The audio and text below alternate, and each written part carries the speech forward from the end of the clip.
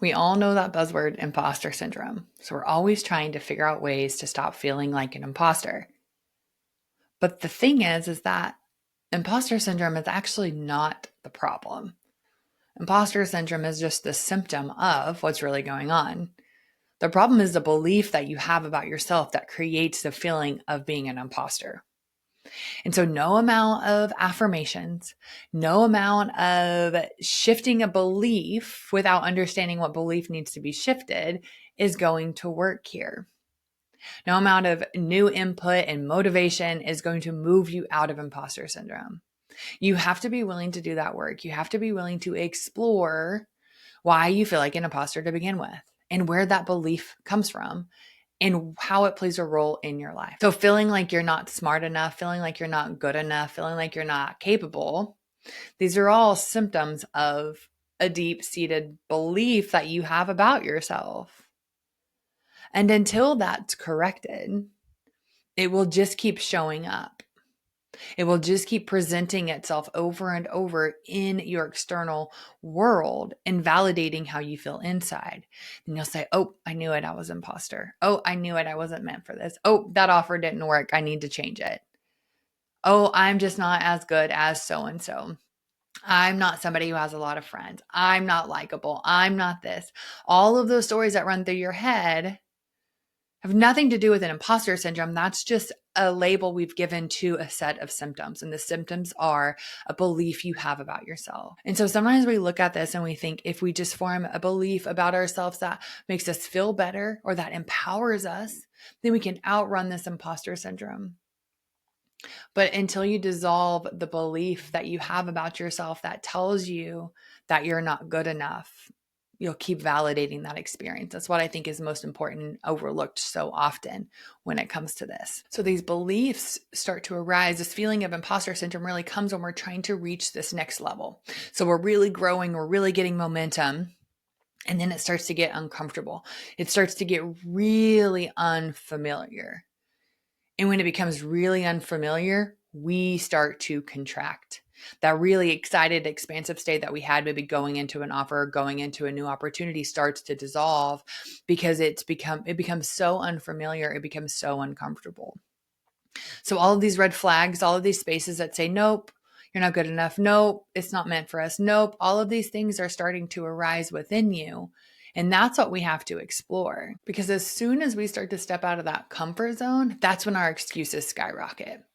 Right? It's an excuse to stay safe. It's an excuse to stay small. And it's an excuse for us to stay in our limitations and our stories. So you can go into a set of questions that you can ask yourself. So instead of saying, why do I feel like such an imposter? You're going to come up with a lot of reasons why you feel like an imposter. And a lot of those might be true because you haven't done this yet. Well, yeah, you haven't done it yet. And you're not going to be able to do it and step out of that feeling of feeling like an imposter if that's what you think is caused by it until you actually take the action.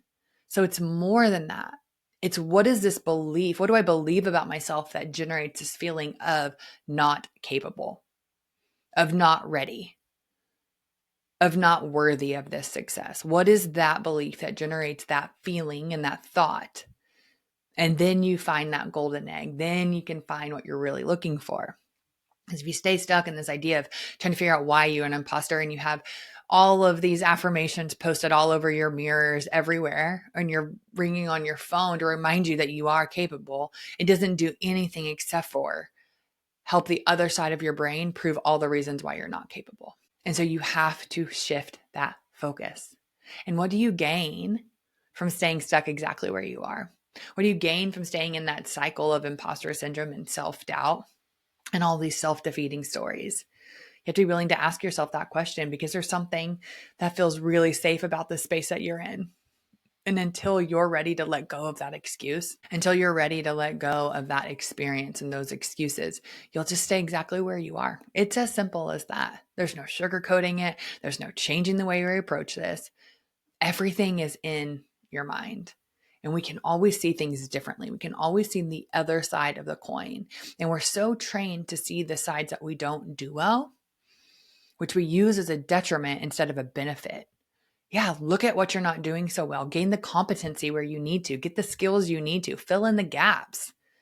But don't let those gaps stop you right? Because there's the other side of that coin. There's your strengths, there's the things that you do well. There's the energy that only you can bring to an environment. There's that flavor and that texture that only belongs to you. So lean into that, but recognize the other side. We don't have to run away from the things we're not good at. I'm not good at a lot of things. And that's okay. That doesn't make or break my business. It would make or break my business, and I've allowed it to do that because I've thought so much about it, and I was so scared of somebody finding that out about me that I avoided it, and I felt like an imposter. Instead of just owning it, I'm not very good at that. Here are some skills I can improve, and here are some skills that I don't even need. Right? But the real point of this is that when you're feeling this imposter syndrome, don't stop there. Don't slap an affirmation on it. Understand what the belief is, what it means about you, what you actually believe about yourself that generates the feeling of being an imposter, and look at that. You can go through my TRM method. I'll drop a link below for a free resource that will help you walk through this because it really helps you understand yourself. It really helps you get into this space of a deeper awareness of what's going on. And it helps you become a lot more stable in your responses and in your interactions. And you start to detach a little bit from that emotional response of I'm not good enough. You start to understand it as a belief, maybe a conditioned belief, a created belief from yourself. And you start to be able to put a little bit more resistance between that belief and your experience. And you'll forget about the time you ever felt like you were an imposter because you recognize it as a level of growth.